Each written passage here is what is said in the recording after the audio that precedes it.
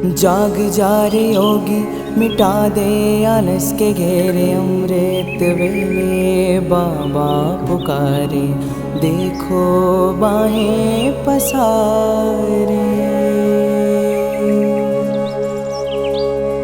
बाबा प्यार तुम्हारा अमृत वेले उठाता, मोहिनी रात में मुझे जगाता। प्रेम की घंटी हृदय मंदिर में बजती, परमात्मा पुकार में आत्मा सुनती। नींद पर होती योग की विजय, माया के होते सहज पराजय। आराम नहीं मिलन चाहते, बाबा संग आत्मा खिल जाती।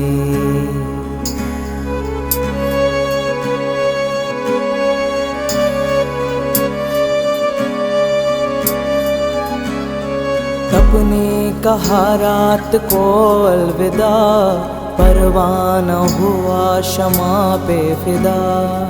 समय से पहले बाबा जगाते, नयन खुलते ही मिलन कराते।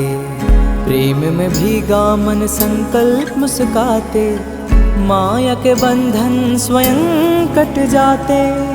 ठंडी गर्मी बारिश अब तप के साथी, मौसम की मार अब ना डराती। सोना अब आराम नहीं माया है, नींद अब अमृत नहीं विष का साया है। कमाई नहीं ये ऊर्जा की चोरी है, सुस्ती की धुन में बजी माया की लुरी है।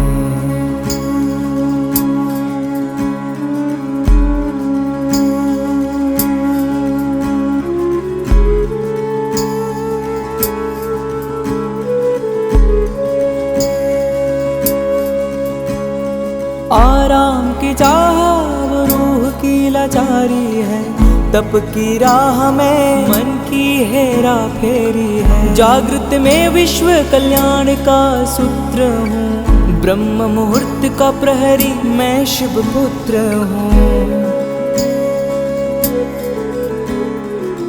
सकल विश्व को तप से भरता, अमृत वेला में तपस्वी जलता। संकल्प से उठता नवयुग की नींव रखता, तप के ईंटों से स्वर्णिम स्वराज्य रचता। नींद की घड़ी अब बीत चुकी है, माया की छाया अब मिट चुकी है। वर्तमान में जलती है आत्मा की मशाल, मैं हूँ जागृत यही मेरा कमाल। बाबा की याद में स्वयं को गढ़ता, योग अग्नि से आलस को राख करता। मैं अब सो नहीं रहा मैं हो रहा हूँ, मैं अब खो नहीं रहा मैं जाग रहा हूँ। जाग जा रे योगी, मिटा दे आलस के घेरे। अमृत वेले बाबा पुकारे, देखो बाहें पसारे।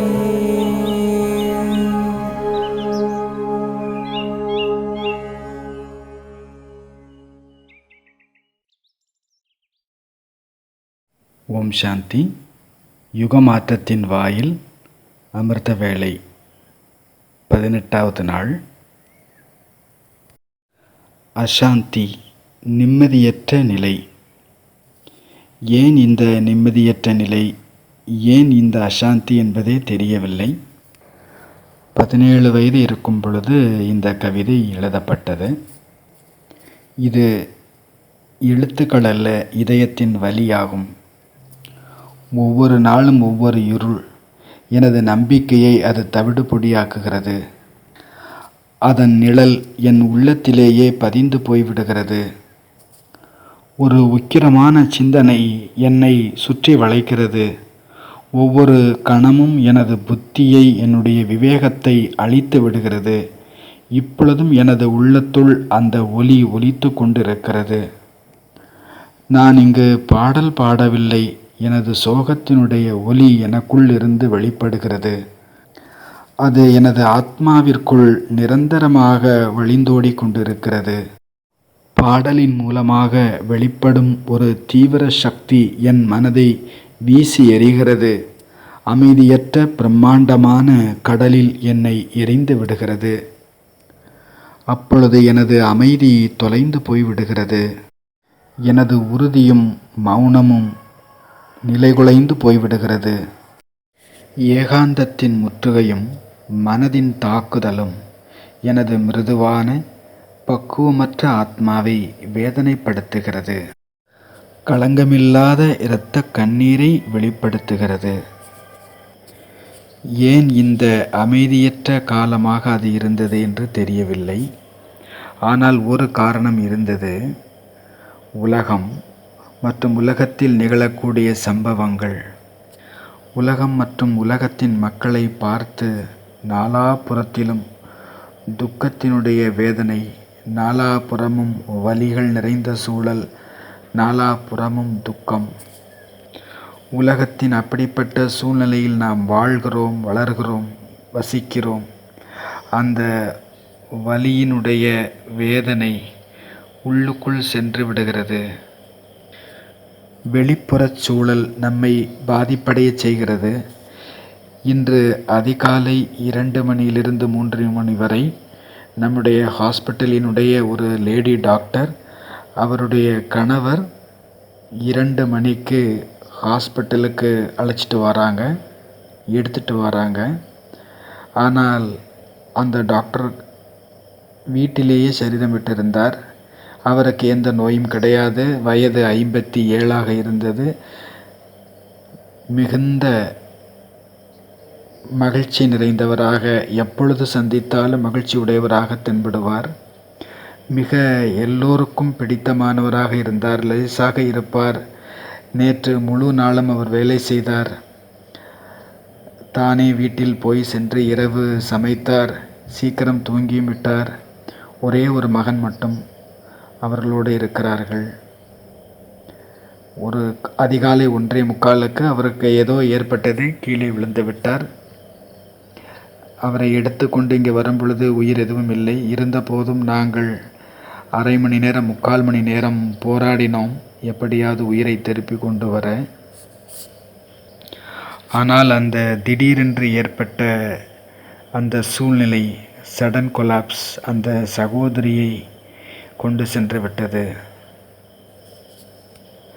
வலியும் வேதனையும் மிக ஆழமானது. வாழ்க்கையில் ஒரே ஒரு ஆதாரம், துணை என்று இருந்து அதுவும் போய்விட்டது என்றால் திடீரென்று அது ஆழமான துக்கம், ஆழமான வலியாகி விடுகிறது. ஆத்மாவை பெரும் துக்கத்தில் ஆழ்த்தி விடுகிறது.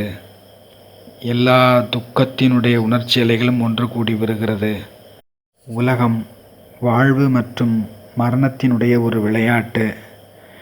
நிரந்தரமாக இங்கு ஏதேனும் நிகழ்ந்து கொண்டே இருக்கிறது. நமக்கு சம்பந்தப்பட்டு ஏதேனும் நிகழாத வரை நமக்கு பாதுகாப்பாக இருப்பதாகவே தோன்றுகிறது. நாம் பாதுகாப்பாக இருப்பதாகவே உணர்கிறோம். ஆனால் நமக்கு சம்பந்தப்பட்ட ஒன்று, நமக்கு மிக பிரியமான உறவு ஒன்று, கணவனோ பத்தினியோ மகனோ மகளோ தாயோ தந்தையோ நண்பரோ, யாரேனும் ஒரு பிரியமான அதிப்பிரியமான ஒரு உறவு ஒரு பெரும் துன்பத்தை, வேதனையை சந்திக்கும் பொழுது நமது ஆத்மா ஆட்டம் கண்டு விடுகிறது. மொத்த தபஸ்யாவினுடைய லட்சியமே அந்த ஸ்திரத்தன்மையை, உறுதி நிலையை பிராப்தியாக பெறுவதுதான். எந்த அளவு நாம் சரீரத்திலிருந்து வெகு தொலைவில் இருப்பதற்கான பயிற்சி செய்வோமோ, எந்த அளவு சரீரத்துக்கு அப்பால் இருக்கக்கூடிய பயிற்சி செய்வோமோ, அந்த அளவு நாம் பாதிக்கப்படாதவர்களாக, பாதிப்பின்றி இருப்போம்.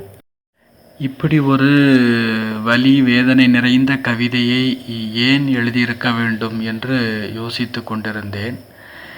ஏதோ ஒரு அந்த நேரத்தில் நாம் படித்து இருந்த விஷயம் உள்ளுக்குள் ஒரு வேதனையை நுழைத்து விட்டது என்றுதான் கூற வேண்டும். 18ஆம் நூற்றாண்டில் வெளிநாட்டில் 3 கவிஞர்கள் இருந்தார்கள். Shelley, John Keats, Lord Byron. John கீட்ஸினுடைய மரணம் 25வது வயதில் அவருக்கு நிகழ்ந்தது. அவருக்கு பிறகு 1 வருடத்திற்கு பிறகு ஷெல்லி போய்விட்டார். அப்பொழுது அவருக்கு ஷெல்லியின் வயது 29. அடுத்த 1 வருடத்திலேயே லார்டு பைரன் இறந்து விடுகிறார். அப்பொழுது அவருக்கு வயது 36. இந்த 3 ஆங்கில கவிஞர்களுமே மிகப்பெரிய ஆங்கில இலக்கியத்தில் பங்களித்தவர்கள், மகா கவிஞர்கள். தனது 25வது வயதில் ஜான் கீட்ஸ் இறந்துவிட்ட பொழுது ஷெல்லிக்கு தெரிய வருகிறது. ஒரு மிக நீளமான கவிதை ஒன்றை 495 வரியில் எழுதுகின்றார். ஷெல்லி எழுதுகின்றார், எனக்கு 16, 17 வயது இருக்கும். எனக்கு அப்பொழுதுதான் காலேஜில் அட்மிஷன் கிடைத்திருந்தது. அப்பொழுது இந்த சோக கவிதையை படித்திருக்கின்றேன். தன்னுடைய நண்பருக்காக ஒரு நீண்ட கவிதை எழுதியிருக்கின்றார். அதில் அவ்வளவு பாவனை இருக்கிறது, மனித சுபாவத்தினுடைய பாவனை. நாம் அதை படிக்கின்றோம். எந்த சூழ்நிலையில் இருக்கிறோமோ அதில் நாம் உணர்ந்தோ உணராமலேயோ அதனால் பாதிக்கப்படுகின்றோம். ஆச்சரியம் நிறைந்த சூழ்நிலை எனில் அந்த ஆச்சரியம் அல்லது மகிழ்ச்சி நம் உள்ளுக்குள் சென்று விடுகிறது.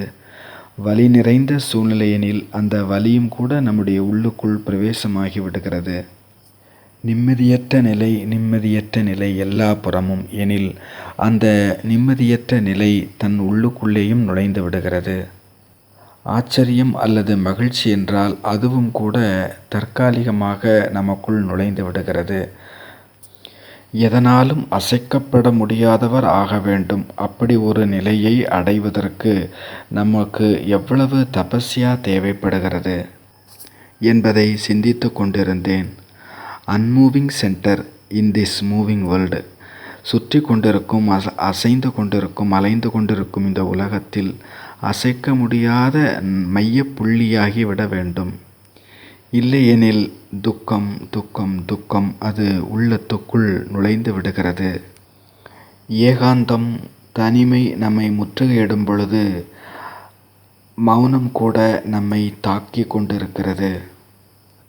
ஆத்மாவிலிருந்து இரத்தம் வெளிப்பட்டு கொண்டிருக்கிறது. எல்லா நிலையற்ற தன்மைகளுக்கு மத்தியிலும் நாம் நிலையாக இருக்க வேண்டும், அசைக்க முடியாதவராக இருக்க வேண்டும். ஏனெனில் இந்த உலகத்தினுடைய விளையாட்டே இப்படித்தான் உருவாக்கப்பட்டிருக்கிறது. யார் அடிமட்டத்தில் வாழ்ந்து கொண்டிருக்கிறார்களோ அவர்கள் நிரந்தரமான துக்கத்தில் இருக்கிறார்கள். பற்றற்ற நிலை என்பது கடைசி நிலை. அதற்கான பயிற்சி ஒவ்வொரு கணமும் நிகழ்ந்து கொண்டிருக்க வேண்டும். இன்றைக்கு பாபாவுடைய மகா வாக்கியம், குழந்தைகளினுடைய தியாகத்தின் தைரியத்தினை பார்த்து, தபஸ்யாவினுடைய ஊக்க உற்சாகத்தை பார்த்து பாப்தாதா மிகுந்த குஷி அடைகின்றார். 2 வார்த்தைகள், தியாகத்தின் தைரியம் மற்றும் தபஸ்யாவினுடைய ஊக்க உற்சாகம். தந்தையின் மகிமையை பக்தர்கள் செய்து கொண்டிருக்கிறார்கள். ஆனால் குழந்தைகளினுடைய மகிமையை பாபா எங்கு செய்து கொண்டிருக்கிறார்? எத்தனை பிறவிகளாக நீங்கள் தந்தையினுடைய நினைவிற்கான மாலையை சுழற்றி கொண்டிருந்திருப்பீர்கள், ஜபமாலையை. இப்பொழுது பாபா ரிட்டர்னில் கைமாறாக குழந்தைகளினுடைய மாலையை ஸ்மரன் நினைவு செய்து கொண்டிருக்கிறார். நீங்கள் பார்க்கிறீர்கள், பாபா எந்த நேரம் மாலையை நினைவு செய்கின்றார், எந்த நேரம் அமிர்த வேளை. தந்தை மாலையை நினைவு செய்யும் நேரத்தில் நீங்கள் தூங்கிவிடவில்லை தானே? நீங்கள் சக்திகள் என்றால் தூங்கிக் கொண்டிருப்பவர்களை விழிப்படையச் செய்பவர்கள். எனில் தான் எப்படி தூங்கிக் கொண்டிருக்க முடியும்? தியாகத்தினுடைய தைரியம். எப்படிப்பட்ட வார்த்தையை பாபா பயன்படுத்தியிருக்கிறார்? தியாகத்தின் தைரியம். இந்த தியாகத்தை புரிந்து கொள்ள வேண்டும். தியாகம் என்றால் என்ன? அது வலுக்கட்டாயமான விஷயமா என்ன? ஏதேனும் சிரமமான விஷயமா என்ன? ஒரு விஷயம் கஷ்டத்தின் பேரில், சிரமத்தின் பேரில் தியாகம் செய்யப்பட்டால் அது தியாகமே அல்ல. தியாகம் என்றால் அர்த்தம், எது தேவையற்றதோ அது விலகிவிட்டது. தியாகம் என்றால் எது இப்பொழுது முற்றிலும் மகத்துவபூர்ணமாக இல்லையோ, எது அர்த்தமற்றதோ அதை நாம் விட்டுவிட்டோம். எந்த சுமையை நாம் தூக்கி கொண்டிருந்தோமோ அதை நாம் பக்கத்தில் வைத்து விட்டோம். தியாகம் எப்படிப்பட்டதாக இருக்கிறது? சகஜமாக இருக்கிறது. உள்ளுக்குள் எந்த ஒரு அடிமைத்தன்மை இருந்தாலும் அந்த அடிமைத்தன்மையிலிருந்து நாம் முக்தி அடைந்து விட்டோம். அதுவே தியாகம். ஒருவேளை ஏதேனும் மனிதர் வீட்டில் உள்ள குப்பைகளை நிறைத்து கொண்டிருக்கிறார் எனில், அந்த முழு குப்பைகளை ஒரு நேரம் வெளியே வீசத்தான் செய்வார். வெளியே வீசிவிட்டு அவர் என்ன கூறுவார்? நான் தியாகம் செய்துவிட்டேன். குப்பை உள்ளுக்குள் இருந்தது, அதை வெளியே வீசிவிட்டோம். சுமை தலைமீது இருந்தது, அதை நாம் விலக்கிவிட்டோம். எது அவசியமற்ற பொருளாக இருந்ததோ அது இப்பொழுது நீங்கிவிட்டது. எது நம் பயன்பாட்டிற்கு பயன்படாத பொருளோ அது வீணாகி விடுகிறது. இது பொய் என்று தெரிந்த பிறகு அதை நாம் விலக்கி விடுகிறோம். இதை தியாகம் என்று கூறுகிறோம். இப்படி சொல்லலாமா என்ன? அல்லது இதை பாக்கியம் என்று கூறலாமா? வெளி விஷயங்களை தியாகம் செய்யும் பொழுது அதனுடைய அகங்காரம் வெளிப்பட்டால் என்ன சொல்வது? இது போலவே பாபா என்ன கூறுகிறார்? தபஸ்யாவினுடைய உற்சாகம். தபஸ்யாவும் எதுவும் கஷ்டம் இல்லை, ஏதோ தண்டனை இல்லை. இதை செய்யுங்கள், அதை செய்யுங்கள், காலையில் எழுந்திருங்கள், இதை சாப்பிடுங்கள், அதை சாப்பிடுங்கள். இப்படி ஒன்றும் தபஸ்யா ஒரு கடினமான விஷயம் இல்லை, ஒரு சிரமமான விஷயம் இல்லை. தபஸ்யா என்றால் என்ன? சகஜத்தா. தபஸ்யா என்பது அன்பு ஆகும். உள்ளுக்குள் அவ்வளவு அன்பு நிறைந்து இருக்கிறது. உள்ளுக்குள் சம்பூர்ணம் அவ்வளவு வெளிப்படைந்து இருக்கிறது. பகவானிடமிருந்து நம்மை விலக்கி வைத்த ஒவ்வொரு பொருளும் தானாகவே விலகிவிடுகிறது. நாம் விடவில்லை. தபஸ்யா என்பது ஆனந்தமாகிவிட வேண்டும். சட்டங்கள் அன்பாகிவிட வேண்டும். தபஸ்யா நடனமாகிவிட வேண்டும். ஒவ்வொரு சங்கல்பமும் ஒவ்வொரு சாதனா அந்த நடனத்தின் கடலினுடைய ஒரு அலையாகி விடுங்கள். ஒருவேளை தபஸ்யாவை கட்டாயப்படுத்தி செய்து கொண்டிருக்கிறோம் என்றால், அது சுமையின் ரூபத்தில் செய்து கொண்டிருக்கிறோம் என்றால், எழுந்திருக்க வேண்டி இருக்குமே என்பதும் சிரமமாகிவிடும். முரளி படிப்பது முற்றிலும் இச்சையாக இருக்காது, படித்தாக வேண்டுமே என்று படிக்க வேண்டியிருக்கும். முரளி இவ்வளோ நீளமாக இருக்கிறது, அதுவும் 8 பக்கங்களுக்கெல்லாம் இருக்கிறது. பார்த்தாலே தலை சுத்த ஆரம்பித்து விடுகிறது. கொஞ்சம் நான் வகுப்பு கேட்கவில்லை என்றால் மற்றவர்கள் என்ன நினைப்பார்கள்? இந்த மாதிரியெல்லாம் சிந்தனை இருக்கக்கூடாது. தபஸ்யா என்பது ஒரு நிலை. அதில் தாகம், பசி, தூக்கம் எல்லாம் தானாகவே போய்விடும். ஏனெனில் உள்பக்கம் நம்முடைய ஆழம் நிறைந்து இருக்கிறது, உள்ளம் நிறைந்து இருக்கிறது. தபஸ்யா ஆத்மாவினுடைய நடனம். ஆத்மா நடனம் ஆடிக்கொண்டிருக்கிறது. இது ஒரு வலி இல்லை, வேதனை இல்லை, தண்டனை இல்லை. இது ஒரு பிராப்தியினுடைய போதை, குஷி, கொண்டாட்டம், மஸ்தி. அப்படி இருக்க வேண்டும் தபஸ்யா. உட்கார்ந்திருங்கள், மிக ஓய்வாக உட்கார்ந்திருங்கள். நமது கால்கள் ராஜினாமா லெட்டர் கொடுக்காதவரை அமர்ந்திருங்கள். வலி ஏற்படுகிறது, வேதனை ஏற்படுகிறது காலில் என்றால் அதை கவனியுங்கள். அங்கே என்ன நிகழ்ந்து கொண்டிருக்கிறது, இங்கே என்ன நிகழ்ந்து கொண்டிருக்கிறது, அவை உங்களிடம் ஏதோ சொல்லுகிறது. அதை கொஞ்சம் கவனமாக கேளுங்கள். அந்த வலியும் கூட ஒரு விதமான அலைகள். அந்த அலையை கவனியுங்கள். 2 பேர் சிறு குழந்தை பருவத்திலே இருந்தே மிக நெருங்கிய நல்ல நண்பர்களாக இருந்தார்கள். அவர்கள் வளர்ந்து கொண்டிருந்தார்கள். ஒருவருடைய ஆசை, நான் மிகப்பெரிய ராஜாவாக, மகாராஜாவாக, சாம்ராட்டாக ஆக வேண்டும் என்பதிலேயே அவருடைய முழு கவனம் இருந்தது. இன்னொருவருக்கோ தவத்தினால் நான் நிறைந்தவராக வேண்டும், வைராக்கியத்தால் நிறைந்தவராக வேண்டும். அவரிடம் வைராக்கியம் நிறைந்து இருந்தது. அவர் பெரும் துறவியாக வேண்டும் என்றது அவருடைய விருப்பமாக இருந்தது. இருவருமே தங்களுடைய விருப்பங்களில் வெற்றி அடைந்தார்கள். ஒருவர் மிகப்பெரிய ராஜா ஆகிவிட்டார், சாம்ராட் ஆகிவிட்டார். அவருடைய புகழ் வெகு தொலைவு வரைக்கும் பரவி இருந்தது. தன்னுடைய வெற்றியினுடைய சப்தம் நாலாபுறமும் பரவி இருந்தது. இன்னொருவரோ வைராக்கியத்தினுடைய பாதையில் சென்று கொண்டிருந்தார். அவர் மிகப்பெரிய துறவியாகிவிட்டார். அவரும் கூட பெரும் புகழுக்குரியவராக ஆகிவிட்டார். அவர் ஆடைகளை எல்லாம் விட்டுவிட்டார். திகம்பர முனிவராக ஆகிவிட்டார். வைராக்கியத்தின் உச்சத்திற்கு சென்று விட்டார். எதுவுமே தேவையில்லை இந்த உலகத்தில் இருந்து. அப்படி ஒரு பக்குவம் ஏற்பட்டு விட்டது. அவருக்கும் புகழ் மரியாதை ஏற்பட்டது. வைராக்கிய உலகத்தில் அவ்வளவு மதிப்பு ஏற்பட்டது. அவர் தன்னுடைய நாட்டிற்கு திரும்பி வருகிறார் என்ற செய்தியை அவரது நண்பரான ராஜாவிற்கு தெரிய வருகிறது. தன்னுடைய நண்பன் நம்முடைய ராஜ்யத்திற்கு வருகின்றார், அவரை ரொம்ப கோலாகலமாக வரவேற்க வேண்டும். தீபாவளி நேரங்களில் எப்படி ஒரு கொண்டாட்டம் இருக்குமோ, அலங்காரம் இருக்குமோ, ஆடல் பாடல் இருக்குமோ, அப்படிப்பட்ட ஒரு வரவேற்பினை தன்னுடைய நண்பருக்கு கொடுக்க வேண்டும் என்று ஏற்பாடுகள் செய்கிறார். அதே போலவே அவ்வளவு ஏற்பாடுகள் செய்யப்படுகிறது.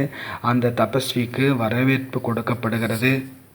அந்த ராஜாவுக்கு என்னுடைய நண்பன் அவ்வளவு பெரிய தியாகி, தபஸ்வி ஆகிவிட்டான்.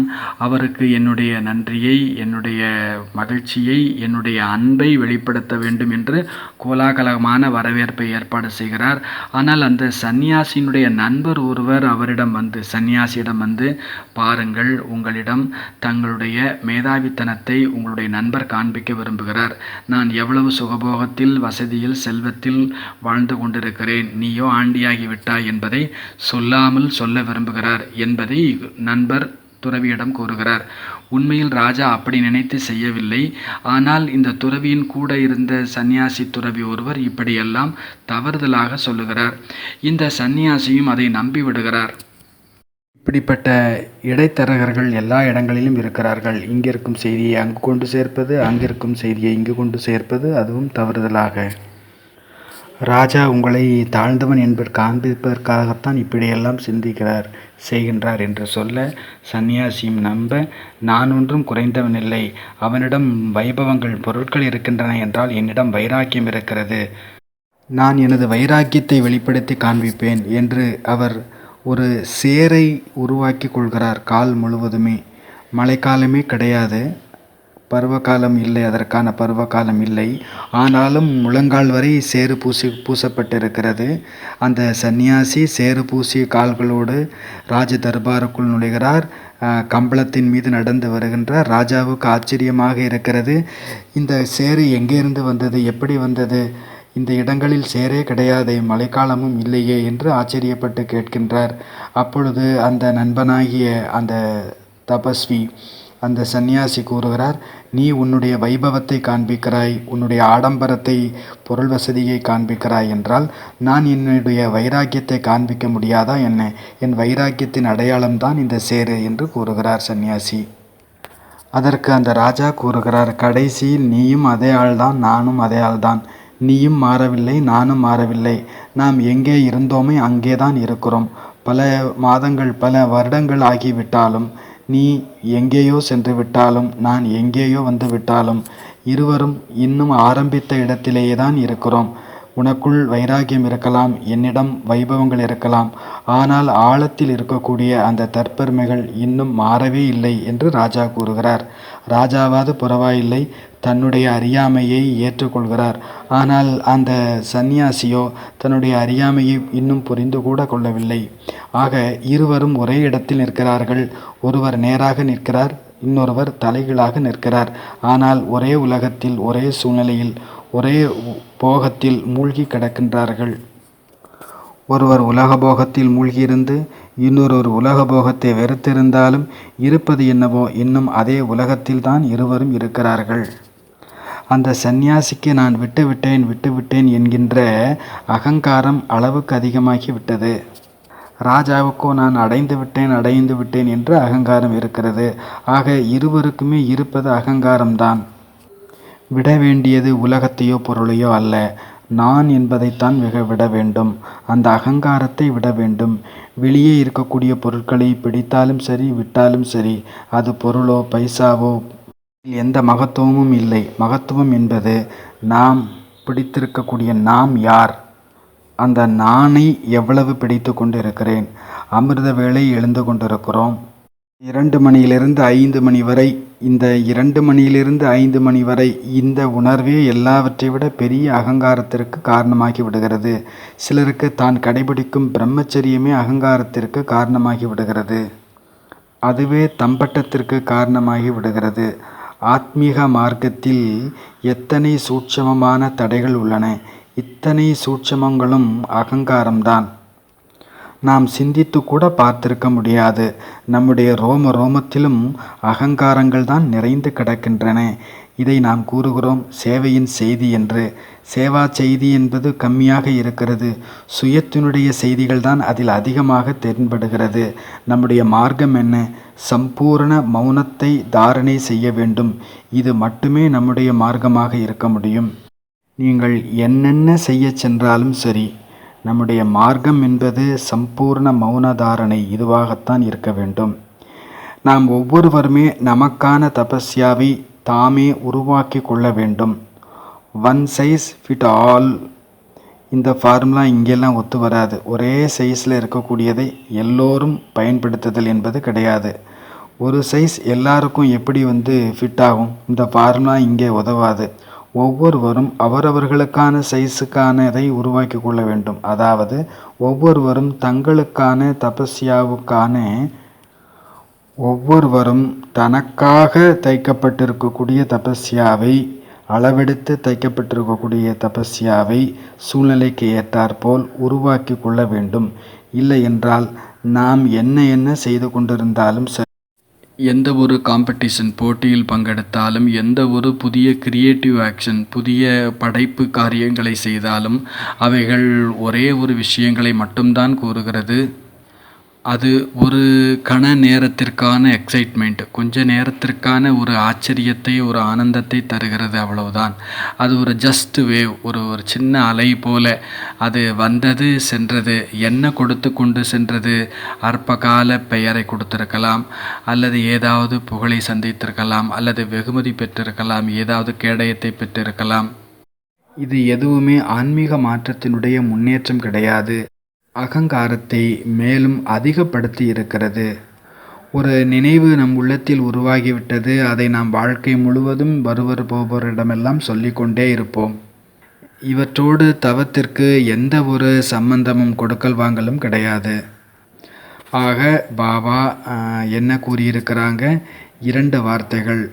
ஒன்று தியாகம். தியாகத்தினுடைய தைரியம். இதயம் பரமாத்மாவினால் நிறைந்து விட வேண்டும். அப்பொழுது பிறகு வேறு எதுவுமே வேண்டாம். தியாகம் என்பது எதையோ பறிகொடுப்பது கிடையாது. அது ஒரு உற்சவமாக, அது ஒரு ஆனந்தமாக கொண்டாடப்பட வேண்டும். மிகப்பெரியது கிடைத்து விட்டது, இந்த குஷி இருக்க வேண்டும். பெரிய லட்டு கிடைத்து விட்டது, ஆகவே சின்னதை விட்டுவிட்டோம், அதை தியாகம் என்று சொல்லுவோமா என்ன? அதை பறிகொடுத்து விட்டோம் என்று சொல்வோமா என்ன? அது ஒரு ஆனந்தம், அது ஒரு உற்சவம். அந்த அளவு நிறைந்து விட்டோம். எது சின்னதாக அற்பமானதாக இருந்ததோ அது நம்மை விட்டு போய்விட்டது. அந்த அளவு சத்தியம் நமக்குள் நிறைந்து விடுகிறது. ஆகவே எது பொய்யானதாக இருந்ததோ அது நம்மை விட்டு சென்று விட்டது.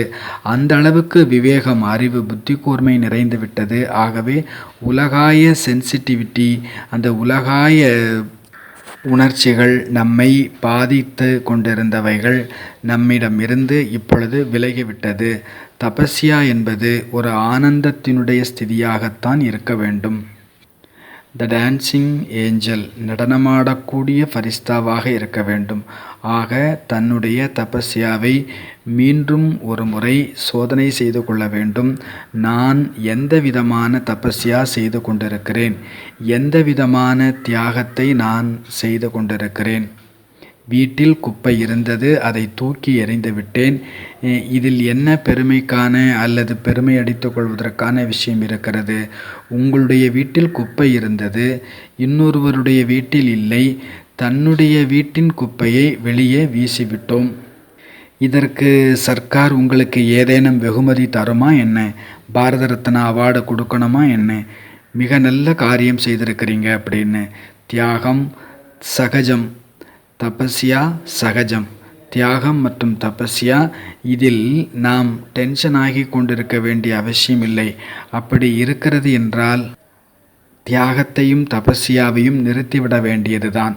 அது சகஜமாக இருந்தால்தான் அது உண்மையான தியாகம், உண்மையான தபஸ்யா. அது டென்ஷன் ஆகிவிடக்கூடாது. எப்பொழுது தியாகமும் தபஸ்யாவும் சகஜமாக மாறும், எப்பொழுது நாம் அதை பற்றி புரிந்து கொள்வோம், படிப்போம், அறிந்து கொள்வோம், ஞானமயம் பிரேமமயமாகி புரிந்து கொள்வோமோ அவ்வளவுதான் நாம் அதை சுலபமாக்கி கொள்ள முடியும். ஞானமய பிரேமமய புரிதல், எவ்வளவு அழகான வார்த்தைகள் இவை. ஒருத்தட்ட இதை சாப்பிடாதீங்க அதை சாப்பிடாதீங்கன்னு சொன்னால் அவருக்கு எவ்வளோ வலி வேதனை ஆகிடும், எவ்வளோ கஷ்டமாக ஆகிடும். ஆனால் அவருக்கு புரிஞ்சிடுச்சு இதை சாப்பிட்டா என்னவாகும், அதை சாப்பிட்டா என்னவாகிடும் அப்படின்னு தெரிஞ்சிடுச்சுன்னா அவர் அதை விடுவதில் எந்த ஒரு சிரமமும் இருக்காது, சகஜமாகிவிடும். புதுசாக பாபா வீட்டுக்கு சென்டருக்கு வராங்க அப்படின்னா அவங்கள்ட்ட நீங்கள் 4 மணிக்கு எந்திரிக்கத்தான் வேணும், கட்டாயமாக எந்திரிக்கத்தான் வேணும் அப்படின்னு நீங்கள் சொல்கிறீங்க அப்படின்னா 1 நாள் 2 நாள் 3 நாள் வரலாம், எந்திரிக்கலாம். ஆனால் 4ஆவது நாள் ஓடி போயிடுவாங்க இங்கேருந்து. ஏன்னா புரிஞ்சுக்காமல் செய்கிறாங்க அப்படின்னா அது கஷ்டத்தை தான் கொடுக்கும். அதே போல தான் ஒருத்தட்ட நீங்கள் பிரம்மச்சரியத்தை கடைபிடிக்கணும்னு சொன்னீங்கன்னா அது எப்படி ஆகும்? பிரேமமயம் ஞானமயம் சமஜ் புத்தி இருக்கிறது என்றால் அங்கு எதையும் அடக்க வேண்டிய, எதையும் தியாகம் செய்ய வேண்டியதே இருக்காது. எல்லாம் தானாய் நடைபெறும். ஆகவே ஒரு முக்கோணத்தை நாம் உருவாக்குவோம். ஒன்று அனுபவிக்கும் ஆசை, இன்னொன்று வைராகியம், மூன்றாவது இந்த இரண்டையும் கடந்த ஒன்று ராக் விராக் வீத்ராக். அதில் அனுபவிக்கும் ஆசையும் கிடையாது, வைராக்கியமும் வெறுப்பும் கிடையாது, இரண்டையும் கடந்த நிலை. ராக் விராக், அதாவது அனுபவிக்கும் ஆசை மற்றும் வைராக்கியம் வெறுப்பு என்பது ஒன்றுக்கு மற்றொன்று சிரசாசனம் போலத்தான். மற்றபடி இரண்டுமே ஒரே நிலையில்தான் இருக்கிறது.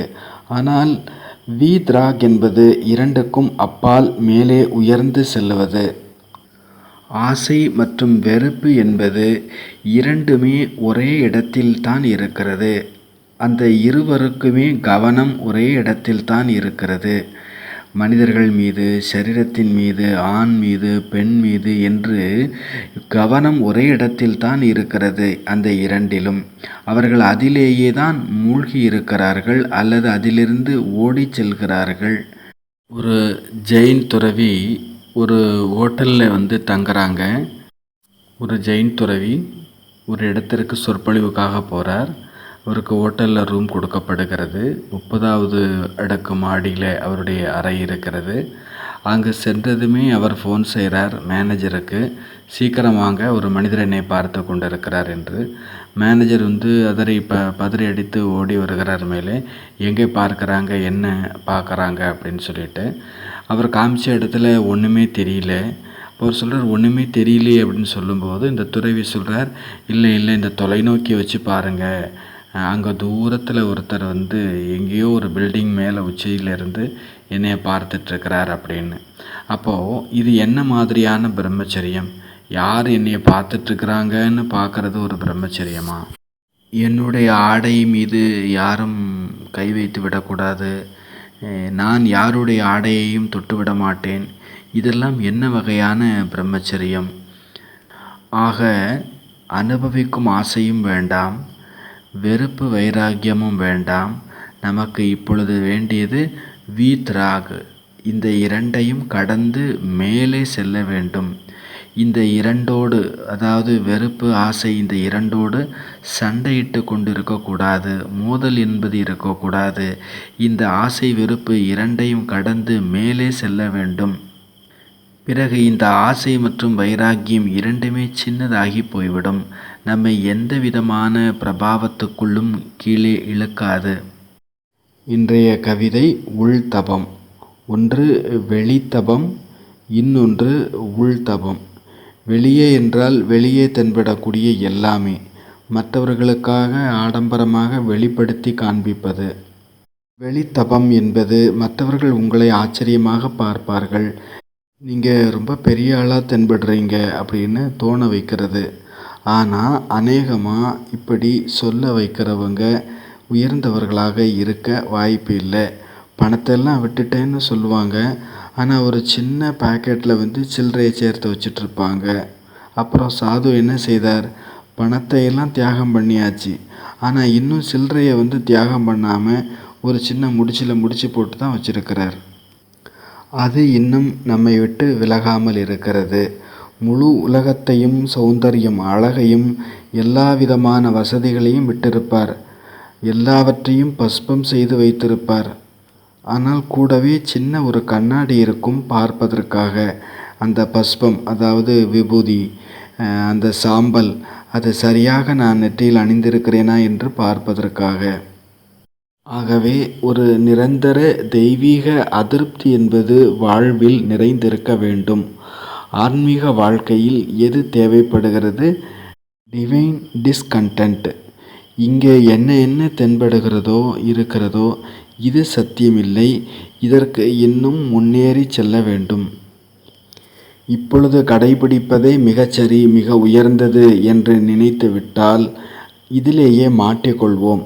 இன்னும் முன்னால் செல்ல வேண்டும், இன்னும் முன்னால் செல்ல வேண்டும். என்னென்ன செய்திருக்கிறோமோ இது எதுவும் ஒன்றுமே இல்லை. இதில் ஞானம் இல்லை, யோகம் இல்லை, தாரணை இல்லை, சேவை இல்லை.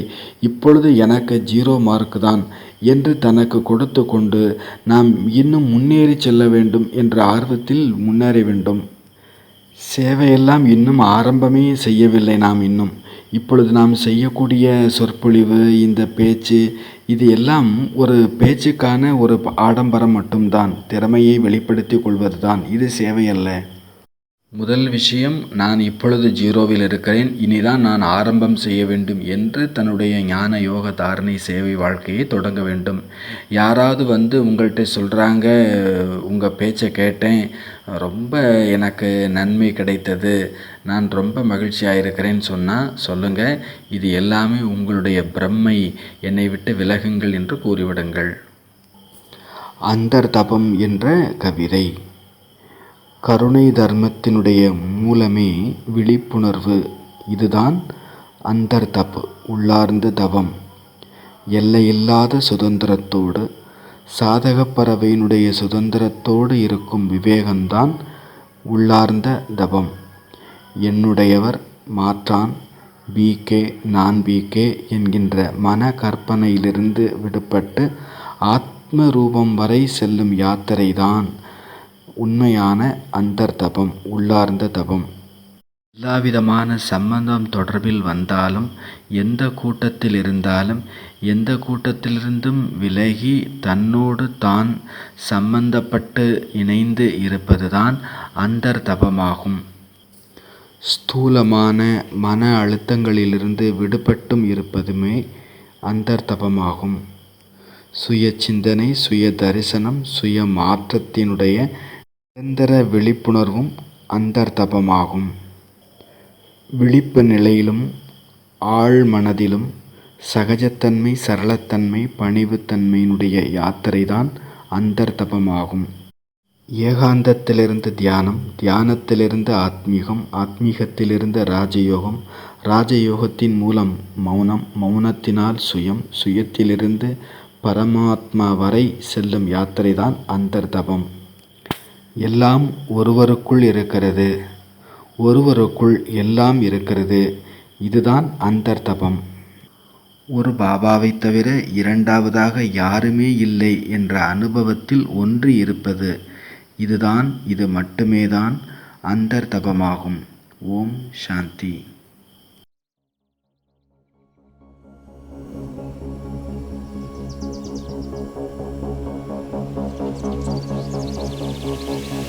मन्मना भव शिव बाबा सततं, निराकार तेजोमय पावनं, प्रभात काले स्मरणं दिव्यं,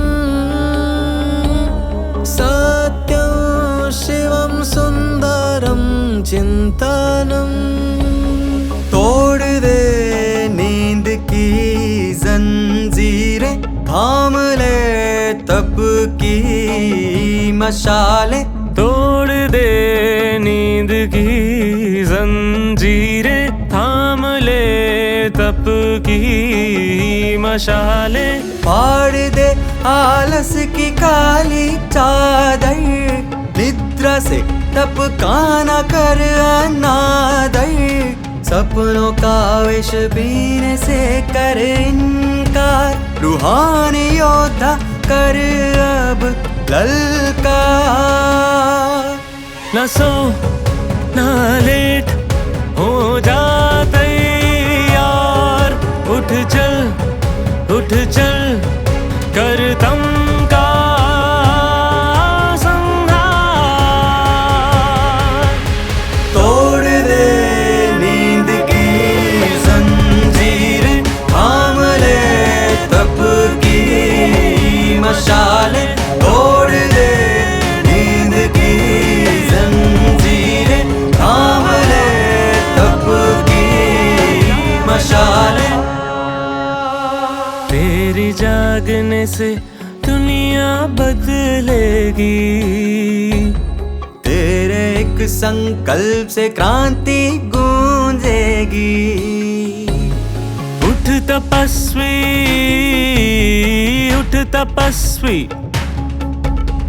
तू उठे तो विश्व संवरेगा, तू जगे तो भाग्य निखरेगा।